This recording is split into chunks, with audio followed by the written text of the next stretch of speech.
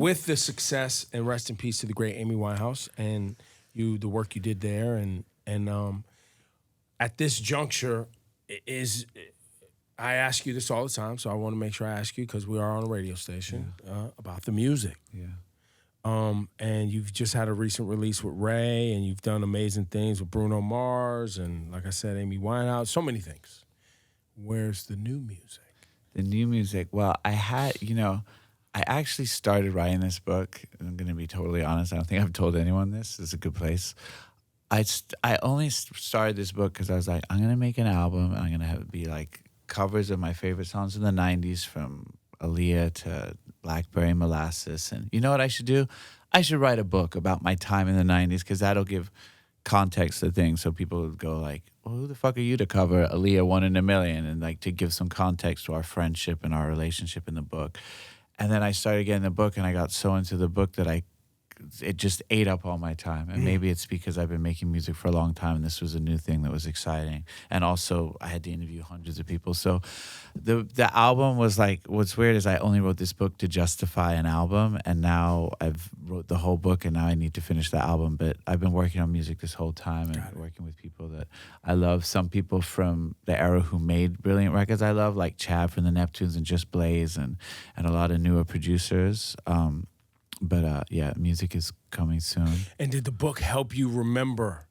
Because I find when, you're talking through things and interviewing people, like things you just were dormant in your brain.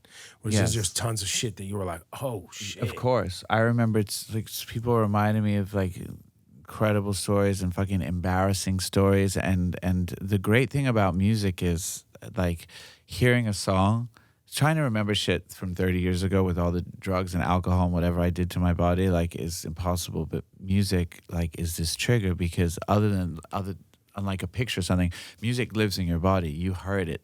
Those bass vibrated through you. So I could hear Busta, Put Your Hands on My Eyes Can See. I remember Tuesday Night, Rebar. I could smell the smoke. Like, so there was this kind of like great thing. Music was like such a help while I was writing this as well. But did you catch though that when he talked about the 90s joints he wants to redo, that Blackberry Molasses? Yeah, I sure did. What a great choice of a song to be redone too, because now someone's definitely going to beat me to it, because I've just said it. They on can't the beat you to it. Your audience in motion. And our friend Elmine did a great version of it too. He did. It's not like a record that nobody knows about, but no, it's but what it is an sort incredible of off record. you had to be there to sort of really appreciate its greatness. Apparently that's the song that Pac was just listening to on absolute repeat, like the weekend that he was obviously tragically shot. But yeah, like that, for a certain kind of person, that record just got under your skin. Did you I asked you this recently, but like you worked with so many different underground groups too, like you toured with different people or was a DJ at a show. Yeah. I mean, probably one of the first times I ever came up to Hot was with Saigon to the K-Slay show, like or the opening for the Artifacts or whoever the hell it was. Like, Oh yeah, you did shows with Artifacts. Yeah. But as an opener, like as your own separate, like you would do a set? Yeah, just whatever, yeah. Do you have any specific tours, moments that are top of the list for you at that time? Because like Artifacts were on a legendary tour. They did the Best of Underground tour with the Beatnuts. Yeah. I famously didn't go to this show when it came to the 930 Club in D.C. It was very upsetting. But this was like 93. It was Organized Confusion, Scarred Beatnuts, you remember. Artifact. Oh, God. Well, because I was mad because there were kids at school who I considered to be New Jacks who went to the show. New Jacks. He's even going. I haven't even heard that term. Like, These were New Jacks. He's holding on to it. These were new. They came out of nowhere. I'm like, you don't even know about Artifacts. Wait, you called other kids as a child New Jacks. That happened. I'm 14, they're 14, but I'm like, where did you come from? You're a New Jack. Yeah, you don't know about Organized. You weren't down with Fudge Pudge, Did you do any like tours and like that, or would it be more spot dates? No, I didn't really get to do tours and stuff. Like when my first record came out in 2003, and that's actually the first time I met Ebro, going up to Portland to the station and doing shows with Nate Dogg and Ghostface, because we had the Ooey record. There were some amazing times too where we'd be walking out playing halftime at some college basketball game, and Nate would quickly look at me and be like, "What's the hook to this one again?"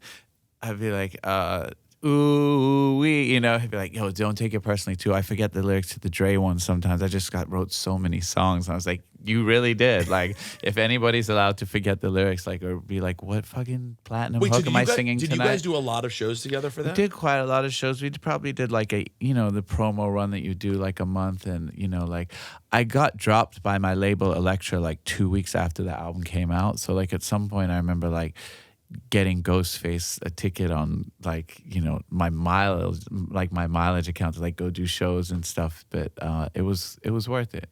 Was this predates everything? The album was your first foray into making music for like a there was an album that I did for this artist Nika Costa that was like the first thing. Costa, yeah. And then that went into my first album. Mark, you brought up Ghostface, and I've been meaning. I always tell this story because here at Hot 97 Flex was the first person I heard play Amy Winehouse, the Ghostface mix. Yeah.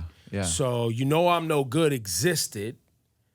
You put Ghostface on it knowing that DJs would fuck with it because of the beat and Ghostface? Like, how did that... Yeah, I think that when we were making Back to Black, we knew we were making something that like was very different. But in my head, I'm like, if we're making soul music like that sounds like this, that I know like if the RZA heard it, he would have to sample it. Like that's how I was always thinking about. Like I want to make something that's like soulful and funky, but like I would want the RZA to hear it and want to sample it. So obviously I was so influenced by Wu-Tang and Ghostface was my favorite rapper. So and Amy loved Ghostface, she loved Nas, she loved Mos.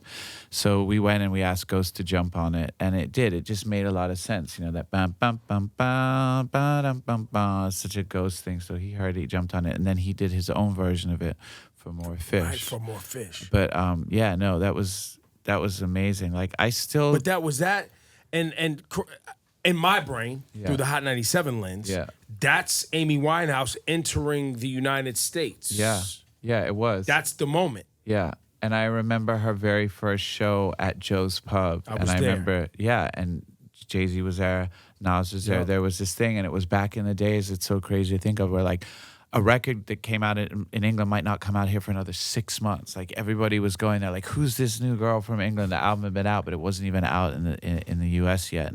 But it was like this arrival. You could tell it was the arrival of a talent, like the way people were treating it. But no, we just loved Ghost. The only thing Amy listened to was like Black on Both Sides and The New Birth. Like that was just all she was about. It was either some 60s shit or it was just like Raucous or Nas or something.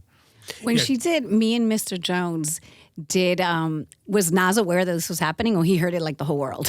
I imagine he heard it because she did that one with Salam Remy, who was so close with Nas, and I think that and Nas and Amy have the same birthday. Yes, and my dad they all have that same birthday, which is kind of crazy. But and they all knew knew that they had the same birthday, unlike you and Beyonce. Yeah. I don't know if they know my dad. Yeah, you don't know if Nas was aware of your dad's birthday. Yeah, you know what? I actually, this is a full circle Hot 97 story, but I discovered Amy because she had a song called In My Bed, which used the same Salam beat as Made You Look. And Made You Look was one of my favorite songs. Oh, Lord Styles classic. I remember hearing Enough spin it for the first time at this club. I can't remember what it was called, but that was in the days like when you had to go see a DJ to hear a record that you loved because you couldn't get it anywhere else. And I think I followed Enough to every gig that week because he was the only person with Made You Look. And then Amy comes out with a song called In My Bed where she's singing over the Made You Look beat. And I was just like, this is dope. This was, years before we met or worked together. And I remember playing it in clubs for the first time, like in New York, maybe opening for Kid Capri or something and playing this In My Bed tune. And people were like, oh, what's that record? So... Shout out Enough. If you could, I know you admire so many DJs. Are there any DJs who skill-wise, if you could, and I'm sure you're going to say plenty, but if you could just trade skill sets with them in 2 seconds, you'd be like, I would love to be so-and-so. Who comes to your mind first? AM was just the most like ferociously talented to ever like hit club techniques because it was just a monster, I don't know if I'd want those skills. Like it's like with great power comes great responsibility. No, but I got to a point where I used to want to be a great guitar player. I watched all these guys so much better than me that I was like, fuck it, I'm gonna give this up. DJing, I wanted to, I would DJ, get lessons from like mayhem and DJs that I knew that could do crazy turntable shit. And then at some point you're just like, you know what? This is what I was given. I'm happy with this, and I'm going to use my talents for other things. So as much as it would be amazing to be an animal like A-Track, whoever, I'm just fine with what I have. Song selection, though, is like the when and where and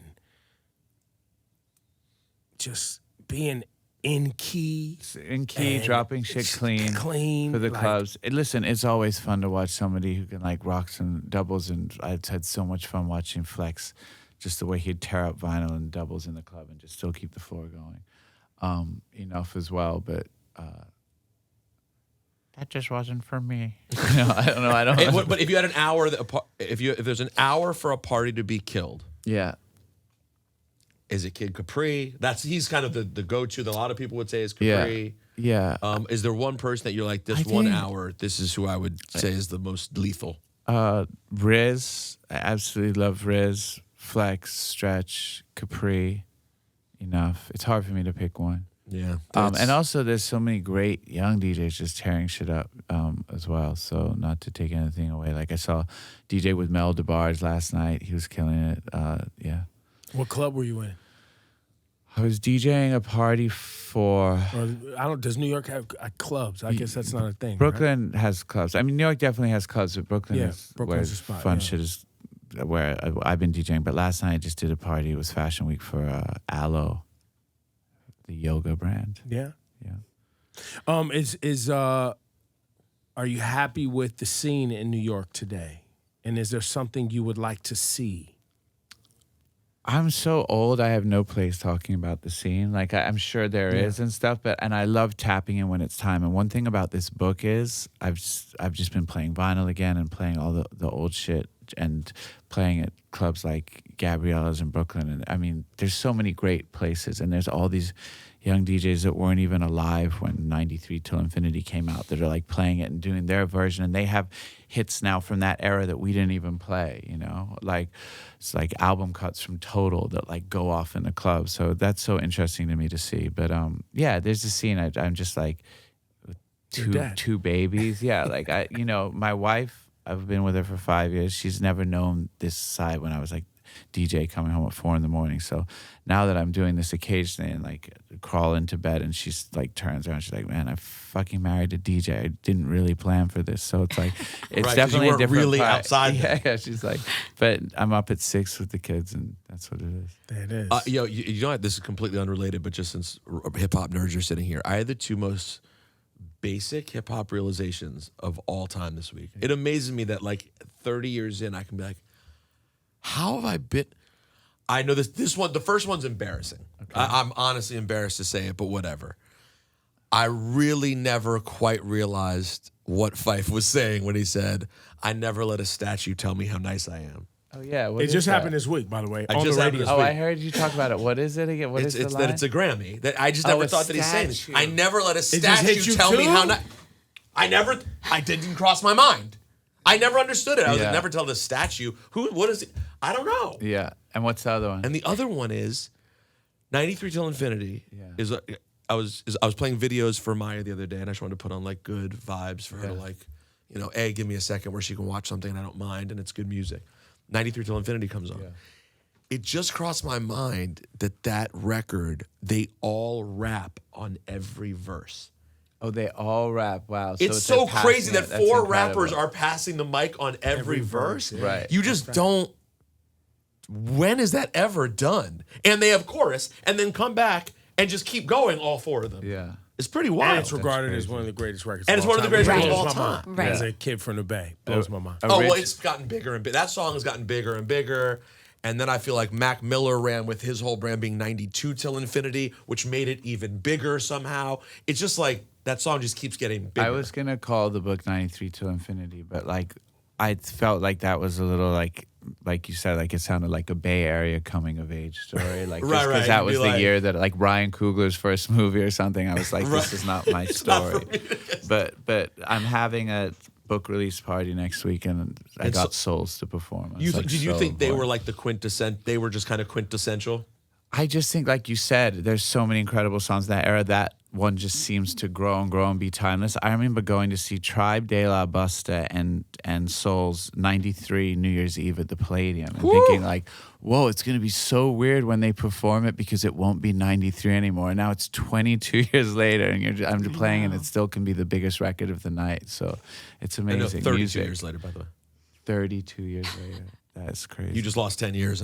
He tried. He tried. You tried to keep it. I know. Yeah. Some of those numbers are like, you can't even conceive of. He tried. He tried. It's crazy. I like when I think of a rap song being recent.